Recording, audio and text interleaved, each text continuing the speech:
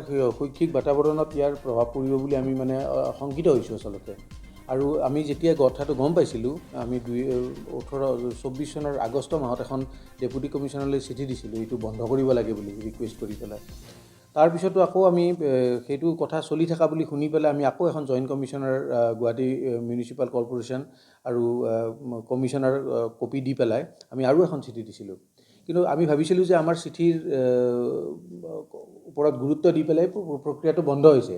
কিন্তু যেতিয়া আমি এইখন চিঠি তেওঁলোকৰ পৰা এইটো এপ্ৰুভ কৰা বুলি গম পালোঁ, আমি সঁচাকৈ আচৰিত হৈছোঁ যে শিক্ষানুষ্ঠানখনৰ গুৰুত্ব নিদি পেলাই এটা ব্যক্তিগত স্বাৰ্থক গুৰুত্ব দিয়াটো মানে ইউনিভাৰ্চিটিৰ কাৰণে এটা ভয়াৱহ হ'ব। বিশ্ববিদ্যালয়ৰ সমীপত এখন সুৰাৰ দোকান ৱাইন শ্বপ দিয়াটো মই ভাবোঁ একেবাৰে অযুক্তিসংগত কথা হৈছে যে চৰকাৰৰ নীতি আছে, তেওঁলোকে সুৰাৰ পৰা ৰাজহ সংগ্ৰহ কৰিব বিচাৰিছে, সেইকাৰণে সুৰাৰ বিপণী বা ৱাইন শ্বপ তেওঁলোকে সাংঘাতিক ধৰণে বৃদ্ধি কৰিছে। সেইবিলাক চৰকাৰৰ নীতিৰ কথা, তেওঁলোকে ৰাজহৰ স্বাৰ্থত কৰিছে।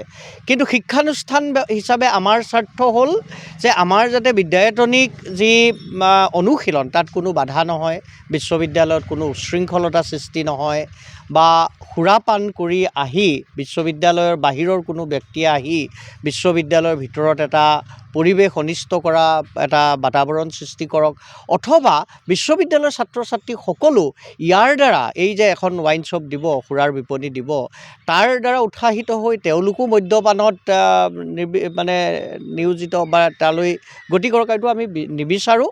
বিশ্ববিদ্যালয় কৰ্তৃপক্ষই খুব স্পষ্টকৈ কৈছে, কেইবাবাৰো মানে ঊৰ্ধ্বতন কৰ্তৃপক্ষক অনুৰোধ কৰিছে, আৰু এই অনুৰোধ ৰক্ষা নকৰি এনেধৰণে ৱাইন শ্বপৰ পাৰ্মিশ্যন দিয়া বুলি আমি যিটো শুনিছোঁ, এতিয়া সেইটোতো আমি আৰু মানে সংবাদ মাধ্যমৰ জৰিয়তেই শুনিছোঁ।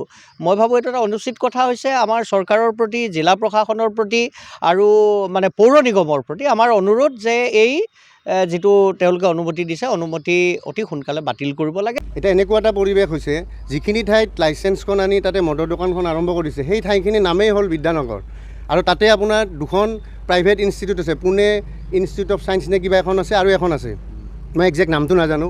আৰু তাৰ লগতে তাৰ প্ৰায় ৰাস্তাটোৰ ইপাৰে আমাৰ জিলিকাবৰ লুইতৰে পাল, ভূপেন দাই সিদিনা গাই যোৱা সেই জিলিকাবৰ লুইতৰে পাল আজি বিশ্ববিদ্যালয়ৰ লগতে আয়ুৰ্বেদিক মহাবিদ্যালয়, অসম অভিযান্ত্ৰিক মহাবিদ্যালয়, এনেকুৱাকৈ আমাৰ ইয়াত এই সমাধি ক্ষেত্ৰৰ পৰা আদি কৰি এনেকুৱাকৈ প্ৰায় 6-7টা অনুষ্ঠান আছে। ইয়াৰ পিছতো আমাৰ মুখ্যমন্ত্ৰী ডাঙৰীয়া, মই নাজানো, দাদাটো ইমান ভুল কাম কৰিব নালাগে, কিন্তু এইটো কিয় কৰিছে মই নাজানো, ইমানকেইখন অনুষ্ঠান থকাৰ পিছতো এই ৰহস্যজনকভাৱে এইখন যিখন অৰ্ডাৰ দিয়া হৈছে তাতে পাণ্ডু বুলি কোৱা হৈছে। আৰু পাণ্ডু বুলি কোৱাৰ লগে লগে আমি বুজিছোঁ আদাবাৰীত, আপোনালোকে আদাবাৰীত চাব 8খন নে 7খন মদৰ দোকান আছে। তাৰপিছত আমাৰ মন্ত্ৰী জালুকবাৰীৰ আমাৰ মন্ত্ৰী ডাঙৰীয়নীৰ ঘৰত, অজন্তা নেওগ বাইদেউৰ ঘৰত এখন মদৰ দোকান আছে। তাৰপিছতো আমাৰ ইয়াতে কিয় এখন মদৰ দোকান লাগে? মানে মদ খুৱাই আমাৰ ষ্টুডেণ্টসকলক ধ্বংস কৰিব বিচাৰিছে নেকি? আৰু আমাৰ বিভাগীয় মন্ত্ৰী অতুল বৰা ডাঙৰীয়া, মই সিদিনা লগ পাইছোঁ তেখেতক জালুকবাৰী স্কুলত, তেখেতক মই প্ৰশ্ন কৰিব বিচাৰিছোঁ, আপুনিতো জালুকবাৰী স্কুলত মই সিদিনা প্ৰগ্ৰেমত লগ পাইছোঁ, আপুনিতো ইউনিভাৰ্চিটিত পঢ়ি যোৱা হয়, আপোনাৰ সেইখিনি কাণ্ড জ্ঞান থাকিব লাগে। আপুনি মদৰ দোকানত আপোনালোকে ৰাজহ সংগ্ৰহ কৰিব বুলিয়েই যে এনেকুৱা নহয়, শিক্ষা অনুষ্ঠানবিলাকৰ ওচৰত পাতিও আপোনালোকে ষ্টুডেণ্টবিলাকক ধ্বংস কৰিব বিচাৰিছে। আপোনালোকে এই হঠকাৰী সিদ্ধান্তবিলাক আপোনালোকে বন্ধ কৰক। কাৰণ আমি যদি ধৰ্মীয়ভাৱে মই কথাটো ক'ব নাযাওঁ, আপুনি চাব তাৰ লগতে ধৰ্মীয় অনুষ্ঠানো আছে, মছজিদটো আছে, প্ৰায় 15 কিলোমিটাৰ নহয়। এতিয়া মছজিদৰ কথা ক'লে কোনোবা হয়তো বিতৰ্ক আনিব পাৰে। ইয়াত তাতে প্ৰায় পিজি প্ৰায় হিচাপ কৰিব নোৱাৰি, ঘৰে ঘৰে পিজি আছে আপোনাৰ যিখন মদৰ দোকানৰ লগতে। তাৰমানে মদেই আপোনালোকে ষ্টুডেণ্টখিনিক ধ্বংস কৰিব বিচাৰিছে নেকি? আমি সাধাৰণ মানুহটো ধ্বংস হৈ গৈছোঁৱে। এইটো সাধাৰণ ষ্টুডেণ্টখিনি আমাৰ ইয়াৰ ওচৰত যিমানখিনি ধৰ্মীয় অনুষ্ঠান, যিমান স্কুলৰ অনুষ্ঠান আছে, নকলোঁ বিশ্ববিদ্যালয়ৰ পৰা ৰাস্তাটো ইপাৰ সিপাৰ, আপোনালোকৰ সেইটো কাণ্ড জ্ঞান থাকিব লাগিছিলে।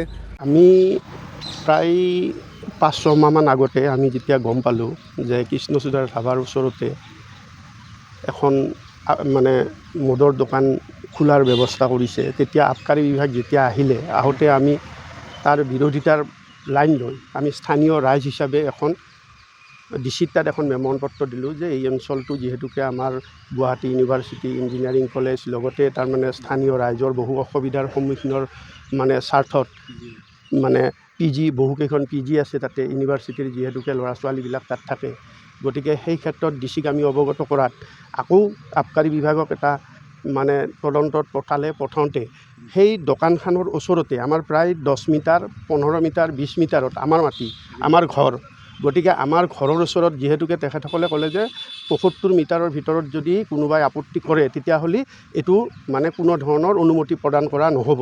তেতিয়া আবকাৰী বিভাগে আমাৰ সেই তদন্তৰ প্ৰতি লক্ষ্য ৰাখি আমাৰ যিহেতুকে তদন্ত কৰিলে কৰি সেইটো বন্ধ কৰি দিলে। তাৰপাছত আকৌ এতিয়া শুনিছোঁ যে তেখেতসকলক তাৰমানে আকৌ অনুমতি প্ৰদান কৰিছে। গতিকে যদি এনেকুৱা যদি এখন যদি মদৰ যদি তাত যদি দোকান যদি তাতে অনুমতি প্ৰদান কৰে তেতিয়াহ'লে এই অঞ্চলৰ বহুত ক্ষতি হ'ব বুলি মই ভাবিছোঁ। আৰু আমি যে এই বাৰ যে আমি যে তাৰমানে আবকাৰী বিভাগ ডিচিত তাত যে আমি যে স্থানীয় ৰাইজ হিচাপে যে আমি যে অৱগত কৰালোঁ এইটো কোনো ধৰণৰ তাৰমানে তেওঁলোকে পদক্ষেপ হাতত নল'লে। গতিকে এইটো মুখ্যমন্ত্ৰী মহোদয়ক আমি অনুৰোধ জনাওঁ যে এই অঞ্চলৰ স্বাৰ্থৰ প্ৰতি লক্ষ্য ৰাখি গুৱাহাটী ইউনিভাৰ্চিটিৰ স্বাৰ্থৰ প্ৰতি লক্ষ্য ৰাখি ল'ৰা ছোৱালীৰ প্ৰতি লক্ষ্য ৰাখি এই অনুজ্ঞাপত্ৰখন কেঞ্চেল কৰি আমাৰ যাতে এই অঞ্চলৰ ৰাইজক যাতে উপকৃত কৰে।